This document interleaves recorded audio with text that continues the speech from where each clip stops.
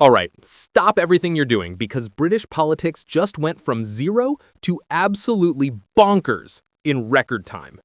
Keir Starmer, the Prime Minister of the United Kingdom, has been accused of forcing out the head of the Office for Budget Responsibility for the heinous crime of telling the truth.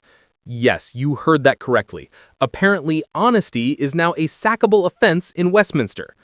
But before we proceed, please don't forget to hit the subscribe button for more updates on the UK Politics Insight. Thank you. Richard Hughes, the OBR chief, has resigned, and depending on who you ask, it's either because of a technical leak of budget documents or because he had the audacity to publicly state that Rachel Reeves didn't actually need to raise taxes on working people. And today at Prime Minister's Questions, Kemi Badenoch came out swinging like she'd had 3 espressos in a vendetta, absolutely battering Starmer over what she called the complete shambles of this budget. So stick around, because this story has more twists than a pretzel factory and more drama than a soap opera written by someone who really hates the government. Let's start with the absolute chaos that unfolded at PMQs today. Kemi Badenoch walked into the Commons with receipts, energy, and apparently a complete lack of concern for diplomatic niceties. She opened with what seemed like an innocent question but was actually a trap wrapped in pleasantries. She asked Starmer whether he believes that when an organization descends into total shambles, the person at the top should resign. Now, this is what we call in the business a loaded question. It's like asking someone if they've stopped being terrible yet. There's no good answer. If Starmer says yes, he's admitting that government is a shambles and he should resign. If he says no, he's admitting he doesn't believe in accountability. Checkmate before the game even properly started. Starmer, being Starmer, completely sidestepped the question and started talking about protecting the NHS and fixing the mess the Conservatives left behind. Classic deflection. It's like being asked if you crashed the car and responding by talking about how nice the weather is. Badenoch wasn't having any of it, though. She came right back at him, pointing out that he doesn't want to answer questions about taking responsibility because he prefers to blame everyone else. And honestly, she's got a point there. The Labour playbook since winning the election has been to blame the previous government for literally everything, while simultaneously claiming credit for anything remotely positive that happens. But here's where things get absolutely spicy. Badenoch then dropped the bombshell that Richard Hughes, the head of the OBR, was forced out for telling the truth that Rachel Reeves didn't actually need to raise taxes on working people. This is enormous. The OBR is supposed to be an independent watchdog. Its entire job is to look at the government's economic plans and tell us whether they make sense or whether they're basically fan fiction. And according to Badenoch, Hughes revealed that Reeves had been briefed months ago that there was no black hole in the public finances. No black hole. None. The entire justification for the tax rises, the doom and gloom warnings, the tough choices narrative, it was all based on something that apparently didn't exist. Let's pause here for a second because this is genuinely staggering if true. Rachel Reeves spent months delivering what Badenoch brilliantly called blood-curdling warnings about the state of the public finances. She painted a picture of economic catastrophe inherited from the Conservatives. She said tough decisions were necessary. She said working people would have to shoulder some burden. And then it turns out she knew all along that the black hole she kept talking about wasn't actually real. It's like crying wolf, except the wolf was never there in the first place, and you used the fake wolf story to justify stealing everyone's sheep. Badenoch then took it up another notch. She said that if Rachel Reeves was the CEO of a company, she would have been fired by now. And she didn't stop there. She suggested Reeves might even face prosecution for market abuse. Market abuse! That's when you manipulate financial markets with false information for personal or institutional gain. And Badenoch was so serious about this that she announced the Conservatives have written to the Financial Conduct Authority asking them to investigate. This isn't just political theater anymore. This is the opposition formally asking regulators to investigate whether the Chancellor of the Exchequer broke financial laws. That's absolutely wild. Starmer's response to all this? He accused Badenoch of completely losing the plot. That was it. That was his big comeback. Now, calling your opponent crazy is a bold strategy. Let's see how it plays out. Spoiler alert, not great. Because when you're accused of forcing someone out for telling the truth, and your response is basically, you're mad, it doesn't exactly inspire confidence that you've got a good explanation waiting in the wings. It looks defensive. It looks like you're flailing. And in politics, looking like you're flailing is almost as bad as actually flailing. Badenoch absolutely wasn't done, though.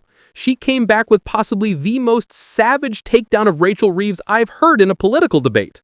She said, and I'm quoting directly here, "We now know the black hole was fake. Her book was fake. Her CV was fake. Even her chess claims are made up. She doesn't belong in the Treasury. She belongs in La La Land." I mean, that is absolutely brutal. That's not just attacking someone's policies, that's questioning their entire credibility as a human being. The chess claims bit is particularly cutting, because there was a whole thing a while back about whether Reeves was actually as good at chess as she'd claimed to be. And now Badenoch is weaponizing it to suggest Reeves is essentially a fraud across multiple aspects of her life. Now, let's talk about Richard Hughes and this resignation, because the official story and the actual story seem to be wildly different.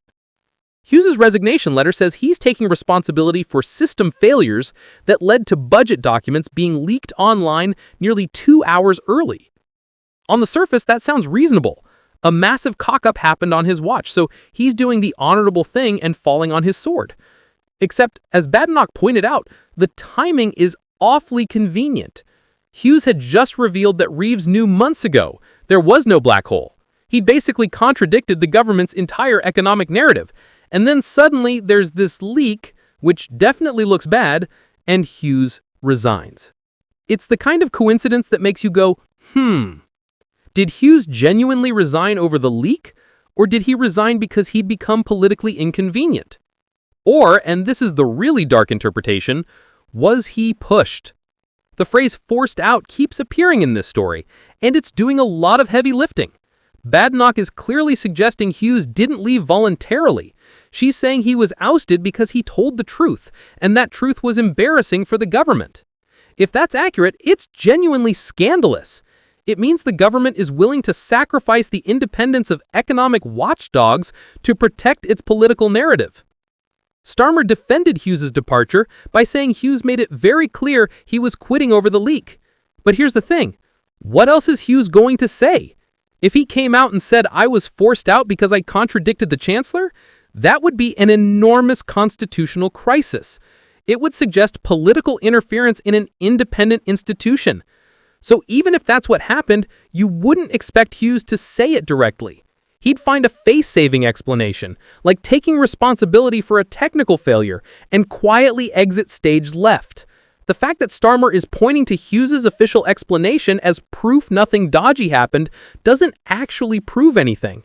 It just proves Hughes followed the script. Let's talk about this alleged black hole for a minute, because it's central to everything.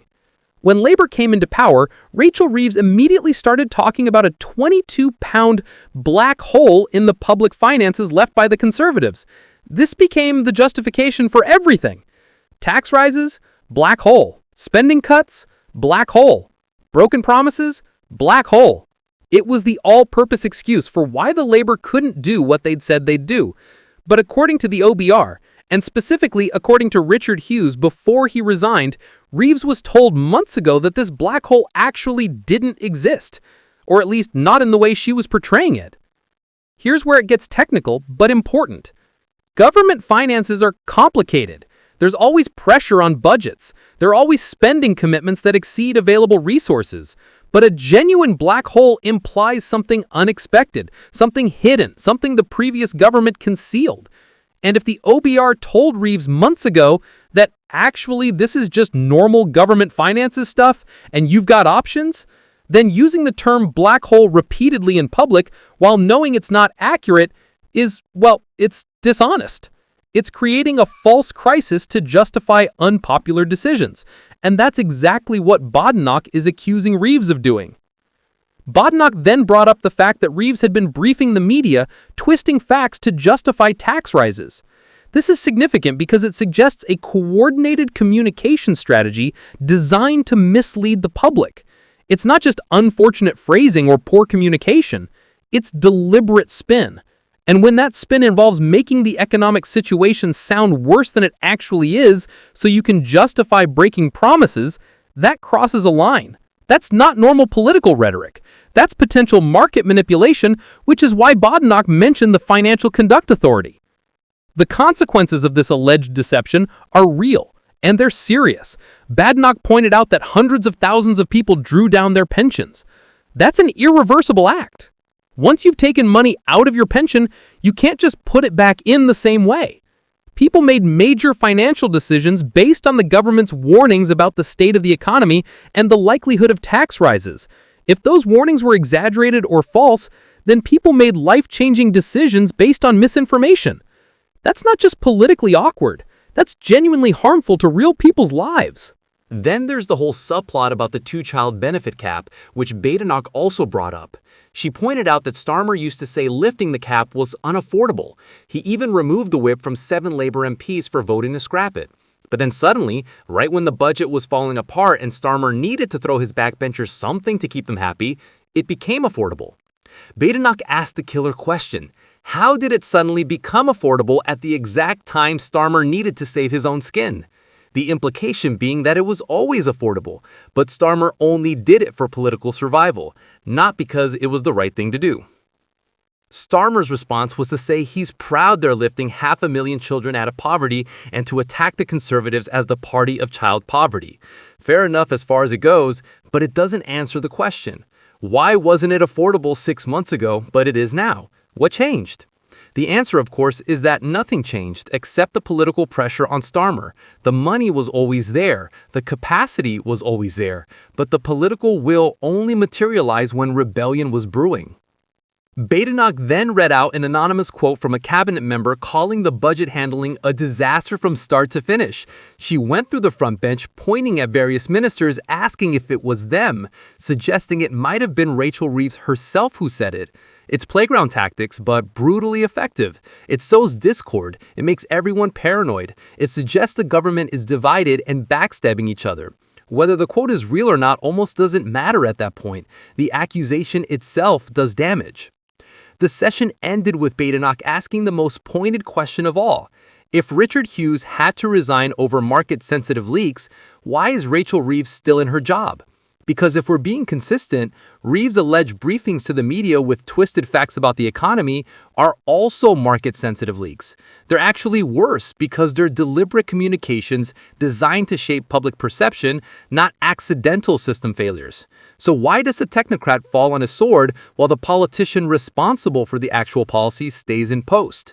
The answer, Badenoch implies, is that this government doesn't actually believe in accountability when it applies to themselves. So where does this leave us? Well, Richard Hughes is gone from the OBR. Whether he jumped or was pushed remains a matter of interpretation depending on your political persuasion. Rachel Reeves is still chancellor despite accusations of lying about the public finances and potentially committing market abuse. Keir Starmer is defending her and attacking anyone who asks difficult questions as having lost the plot. The Conservatives have referred the matter to financial regulators, and the British public is left wondering whether anything they were told about the budget and the economy was actually true. This is absolutely massive, and it's not going away. If you want to stay on top of every twist and turn in the scandal, you need to subscribe to UK Political Insight right now because we're covering the story as it develops throughout the day. Hit that like button if you think Badenoch made some serious points today, and drop a comment letting me know whether you believe Rachel Reeves should still be Chancellor after all this. We've got more videos coming that break down exactly what this means for your taxes, your finances, and the future of this government. This is UK Political Insight, and trust me, you absolutely cannot afford to miss what happens next.